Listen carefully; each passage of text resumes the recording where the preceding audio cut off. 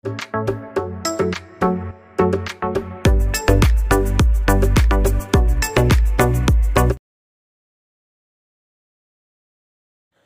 Morning, എവർക്കും study Nifty മലയാളത്തിൻ്റെ daily market ന്യൂസിലേക്ക് സ്വാഗതം.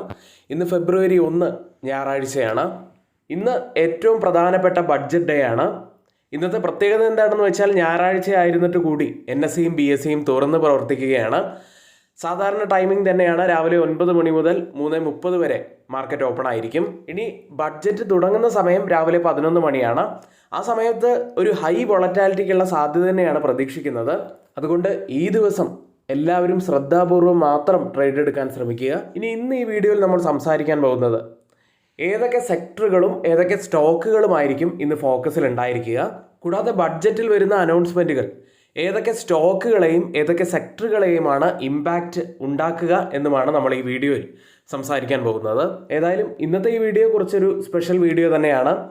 അപ്പോൾ വീഡിയോ അവസാനം വരെയും കാണാൻ ശ്രമിക്കുക. നമ്മുടെ വീഡിയോയ്ക്ക് ആരെങ്കിലും ലൈക്ക് ചെയ്യാൻ മറന്നു പോയിട്ടുണ്ടെങ്കിൽ ഇപ്പോൾ തന്നെ ആ ലൈക്ക് ബട്ടൺ ഒന്ന് ക്ലിക്ക് ചെയ്യുക. ഇനി ആദ്യം നമ്മൾ സംസാരിക്കാൻ പോകുന്നത് ക്യാപിറ്റൽ മാർക്കറ്റ് അഥവാ ബ്രോക്കിംഗ് സ്ഥാപനങ്ങളെക്കുറിച്ചാണ്. LTCG, STT തുടങ്ങിയ ടാക്സുകൾ കുറയ്ക്കുകയാണെങ്കിൽ മാർക്കറ്റ് പാർട്ടിസിപ്പേഷൻ വർദ്ധിക്കും. അതുവഴി ബ്രോക്കിംഗ് ആൻഡ് വെൽത്ത് സ്റ്റോക്കുകളെ സംബന്ധിച്ച് വളരെയേറെ പോസിറ്റീവ് ആവാൻ സാധ്യതയുണ്ട്. അതായത് ബഡ്ജറ്റിൽ LTCG, STT തുടങ്ങിയ ടാക്സുകൾ കുറച്ചു കഴിഞ്ഞാൽ അത് നമ്മൾ പറഞ്ഞതുപോലെ ബ്രോക്കിംഗ് സ്ഥാപനങ്ങളെ സംബന്ധിച്ച് പോസിറ്റീവ് ആവാൻ സാധ്യതയുണ്ട്. അപ്പോൾ ഫോക്കസിൽ വരാൻ സാധ്യതയുള്ള കുറച്ച് സ്റ്റോക്കുകൾ നോക്കുകയാണെങ്കിൽ Motilal Oswal, Groww, Angel One, Anand Rathi, Nuvama, 361 വാം തുടങ്ങിയ കമ്പനികൾ ഫോക്കസിൽ വരാനുള്ള സാധ്യതകളുണ്ട്. അടുത്തതായി ടെക്സ്റ്റൈൽ ഇൻഡസ്ട്രിയെ സംബന്ധിച്ചതാണ്. US താരിഫ് കാരണം ടെക്സ്റ്റൈൽ സെക്ടർ വലിയ പ്രഷർ നേരിട്ടുകൊണ്ടിരിക്കുകയാണ്. ഇപ്പോൾ കുറച്ച് ദിവസങ്ങൾക്ക് മുൻപ് യൂറോപ്യൻ യൂണിയനുമായി ഒരു ഫ്രീ ട്രേഡ് അഗ്രിമെൻ്റ് ഒക്കെ ഒപ്പുവെച്ചതോടെ വലിയ ഉണർവാണ് ടെക്സ്റ്റൈൽ ഇൻഡസ്ട്രിയെ സംബന്ധിച്ച് വന്നിരിക്കുന്നത്. ഇന്നത്തെ ബഡ്ജറ്റിൽ എക്സ്പോർട്ടുകൾക്ക് ഇൻസെൻറ്റീവുകളും അതുപോലെ ടാക്സ് കൺസെഷനുകളും ഒക്കെ വരികയാണെങ്കിൽ അത് സെക്ടറിനെ സംബന്ധിച്ച് വലിയ രീതിയിൽ പോസിറ്റീവ് ആവാൻ സാധ്യതയുള്ള ഒരു കാര്യം തന്നെയാണ്. അത്തരത്തിൽ ഒരു വാർത്ത വരികയാണെങ്കിൽ അത് Gokaldas exports, Welspun living, Arvind, Indo Count, KPR mills തുടങ്ങിയ കമ്പനികളെ സംബന്ധിച്ച് പോസിറ്റീവ് ആവാൻ സാധ്യതയുള്ള ഒരു വാർത്തയാണ്. ഇനി ബഡ്ജറ്റ് ദിനത്തിൽ എപ്പോഴും ഫോക്കസിൽ ഉണ്ടാവാൻ സാധ്യതയുള്ള ഒരു സെക്ടർ തന്നെയാണ് ഈ റെയിൽവേ സെക്ടർ. 2024 റെക്കോർഡ് ഹൈ ഒക്കെ ടച്ച് ചെയ്തിരുന്ന റെയിൽവേ സ്റ്റോക്കുകൾ ഇപ്പോൾ വലിയ കറക്ഷൻ നേരിട്ടുകൊണ്ടിരിക്കുകയാണ്. ബഡ്ജറ്റിൽ റെയിൽവേക്ക് ഹയർ അലോക്കേഷൻ ഉണ്ടെങ്കിൽ, കൂടാതെ പുതിയ വന്ദേ ഭാരത് ട്രെയിനുകൾ വരുന്നുണ്ടെങ്കിൽ, അതുപോലെ സേഫ്റ്റി സിസ്റ്റമുകൾ പുതുതായിട്ട് ആരംഭിക്കുന്നുണ്ട് എങ്കിൽ ഇതൊക്കെ റെയിൽവേ സെക്ടറിലുള്ള നിരവധി സ്റ്റോക്കുകളെ സംബന്ധിച്ച് വളരെ പോസിറ്റീവ് ആവാൻ സാധ്യതയുണ്ട്. പ്രത്യേകിച്ച് Titagarh Rail, Texmaco Rail, BEML, RVNL, Ircon, RITES, IRFC തുടങ്ങിയ കമ്പനികൾക്ക് പോസിറ്റീവ് ആവാൻ സാധ്യതയുണ്ട്. ഇനി സേഫ്റ്റി ആൻഡ് സിഗ്നലിംഗ് സെക്ടറിലുള്ള കുറച്ച് കമ്പനികൾ നോക്കുകയാണെങ്കിൽ HBL Power, Kernex Micro Systems, RailTel, Siemens, KEC International തുടങ്ങിയ കമ്പനികൾക്കും, മെട്രോ പ്രൊജക്ട്സ് കൂടുതലായി ഇനി ഈ ബഡ്ജറ്റിൽ ഉൾപ്പെടുത്തുന്നുണ്ടെങ്കിൽ സൈമൺസ്, ABB ഇന്ത്യ, BEML, ഹഡ്കോ തുടങ്ങിയ കമ്പനികൾക്കും പോസിറ്റീവ് ആവാൻ സാധ്യതയുണ്ട്. ഇനി ഓട്ടോ സെക്ടറിനെ സംബന്ധിച്ച് പറയുകയാണെങ്കിൽ ഇന്നത്തെ ബഡ്ജറ്റ് ഡേയിൽ പേ കമ്മീഷൻ റിവിഷൻ പ്രഖ്യാപിക്കുകയാണെങ്കിൽ അത് ഉപഭോഗ ആവശ്യം വർദ്ധിക്കാനുള്ള സാധ്യതയുണ്ട്. അത് ഓട്ടോ സെക്ടറിനെ സംബന്ധിച്ച് പോസിറ്റീവ് ആവാനുള്ള ഒരു കാരണം കൂടിയാവും. EV ഇൻഫ്രാസ്ട്രക്ചറും എനർജി സ്റ്റോറേജ് വികസനത്തിനുള്ള സർക്കാർ പുഷ് വരികയാണെങ്കിൽ അതും ഓട്ടോ സെക്ടറിനെ സംബന്ധിച്ച് പോസിറ്റീവ് ആവാൻ സാധ്യതയുണ്ട്. അത്തരത്തിലാണെങ്കിൽ ഫോക്കസിൽ വരാൻ സാധ്യതയുള്ള കുറച്ച് കമ്പനികൾ നോക്കുകയാണെങ്കിൽ Maruti, Hyundai, Tata Motors, Bajaj auto, hero, TVS തുടങ്ങിയ കമ്പനികളാണ്. ഇനി റൂറൽ സ്കീമുകളിലേക്ക് കൂടുതലായിട്ടുള്ള ഒരു ഫോക്കസ് വരികയാണെങ്കിൽ അത് ട്രാക്ടേഴ്സ്, 2 വീലേഴ്സ് ഡിമാൻഡുകളിൽ ഒരു വർധനവുണ്ടാക്കാനുള്ള സാധ്യതയുണ്ട്. അത് M&M, Escorts, Kubota, Swaraj engines തുടങ്ങിയ കമ്പനികൾ അത്തരത്തിൽ ഫോക്കസിൽ വരാനുള്ള സാധ്യതയുമുണ്ട്. അടുത്തതായി ഡിഫൻസ് സെക്ടറാണ്. വലിയ പ്രതീക്ഷകൾ തന്നെയാണ് ഡിഫൻസ് സെക്ടറിനുള്ളത്. അതുകൊണ്ട് തന്നെ വെള്ളിയാഴ്ച വളരെയേറെ നല്ലൊരു സ്ട്രോങ് നോട്ടിലാണ് ഡിഫൻസ് സ്റ്റോക്കുകൾ ക്ലോസ് ചെയ്യുന്നതും. ഇനി പ്രതിരോധ മന്ത്രാലയം 2027 സാമ്പത്തിക വർഷത്തേക്കുള്ള ക്യാപിറ്റൽ അലോക്കേഷനിൽ 20% വർധനവ് ആവശ്യപ്പെട്ടിട്ടുണ്ട്. ഹയർ അലോക്കേഷനൊക്കെ വരികയാണെങ്കിൽ അത് ഡിഫൻസ് സ്റ്റോക്കുകളെ സംബന്ധിച്ച് വളരെയേറെ പോസിറ്റീവ് ആവാൻ സാധ്യതയുണ്ട്. അത്തരത്തിൽ ഫോക്കസിൽ വരാൻ സാധ്യതയുള്ള കുറച്ച് കമ്പനികൾ നോക്കുകയാണെങ്കിൽ Solar Industries, BEL, HAL, Mazagon Dock Ship Builders തുടങ്ങിയ കമ്പനികൾ ഫോക്കസിലേക്ക് വരാനുള്ള സാധ്യതയുണ്ട്. അടുത്തതായി ബാങ്കുകൾ, NBFC തുടങ്ങിയ കമ്പനികളെ സംബന്ധിച്ചാണ് പറയുന്നത്. ഇന്നത്തെ ബഡ്ജറ്റ് ഡേയിൽ MSME ക്രെഡിറ്റ് ഗ്യാരണ്ടി സ്കീം വിപുലീകരിക്കുകയും അഗ്രികൾച്ചർ റൂറൽ അലോക്കേഷൻ വർദ്ധിപ്പിക്കുകയും ചെയ്തു കഴിഞ്ഞാൽ അത് ബാങ്കുകൾ അതുപോലെ NBFC ലെൻഡേഴ്സിനും നല്ല ഗുണം ലഭിക്കാൻ സാധ്യതയുണ്ട്. ഇനി ഇത്തരത്തിൽ വരികയാണെങ്കിൽ നമ്മൾ ഫോക്കസിൽ കാണേണ്ട കുറച്ച് സ്റ്റോക്കുകളായി പറയാൻ കഴിയുന്നത് SBI, HDFC bank, ICICI bank, axis bank, PNB, bank of Baroda, Canara തുടങ്ങിയവയും NBFCയിലേക്ക് വരികയാണെങ്കിൽ Bajaj finance, L&T finance, Shriram finance, M&M finance തുടങ്ങിയ സ്റ്റോക്കുകളും ഫോക്കസിലേക്ക് വരാൻ സാധ്യതയുണ്ട്. അടുത്തതായി ഇൻഷുറൻസ് സെക്ടറിലേക്കാണ്.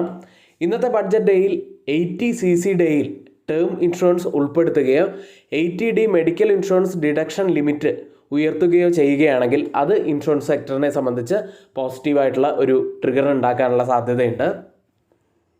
അത്തരത്തിലാണെങ്കിൽ ചില കമ്പനികൾ നമ്മൾ ഫോക്കസിൽ വെക്കേണ്ടത് തീർച്ചയായിട്ടും LIC, HDFC Finance, SBI Life, ICICI Prudential, Max Financial Service, അതുപോലെ ജനറൽ ഇൻഷുറൻസിലേക്ക് വന്നു കഴിഞ്ഞാൽ ICICI Lombard, Star Health, Niva Bupa, New India Assurance Company തുടങ്ങിയവയും ഫോക്കസിലേക്ക് വരാൻ സാധ്യതയുണ്ട്.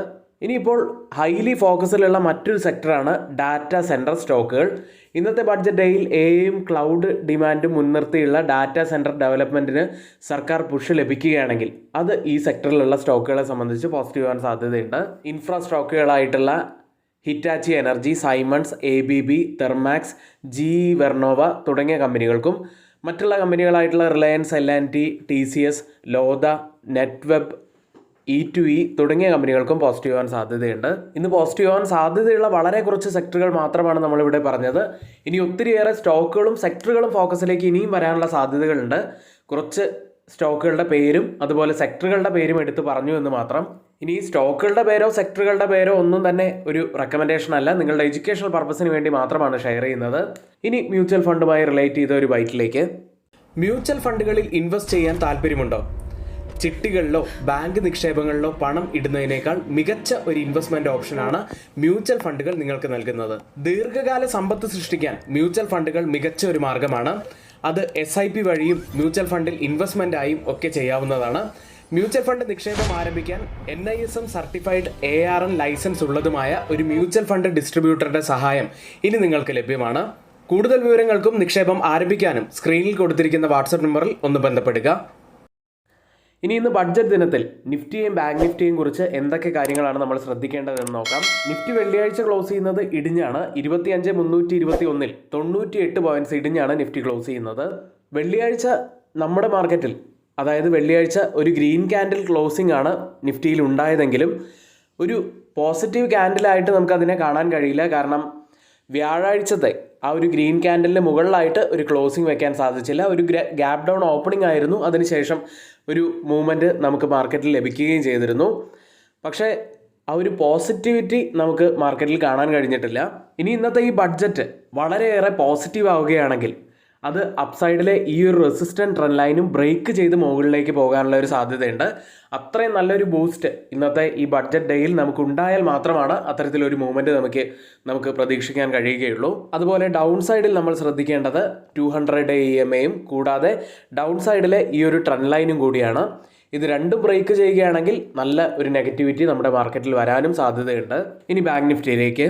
അതിനു മുന്നേ ആയി നിങ്ങളുടെ ട്രേഡിംഗ് ജേണി ഞങ്ങൾക്കൊപ്പം ഇന്ന് ആരംഭിക്കാൻ ആഗ്രഹിക്കുന്നുവെങ്കിൽ നിങ്ങൾക്ക് ഞങ്ങളുടെ പെയ്ഡ് എഡ്യൂക്കേഷൻ ടെലഗ്രാം ചാനലിൽ ജോയിൻ ചെയ്യാവുന്നതാണ്.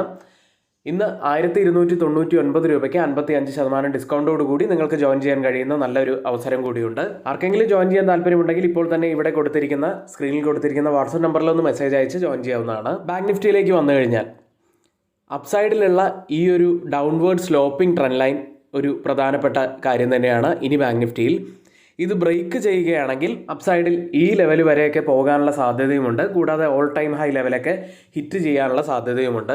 ഇതൊക്കെയാണ് നിഫ്റ്റിയിലും ബാങ്ക് നിഫ്റ്റിയിലും ഇന്ന് നമ്മൾ ശ്രദ്ധിക്കേണ്ട പ്രധാനപ്പെട്ട കുറച്ച് കാര്യങ്ങളായിട്ട് വരുന്നത്.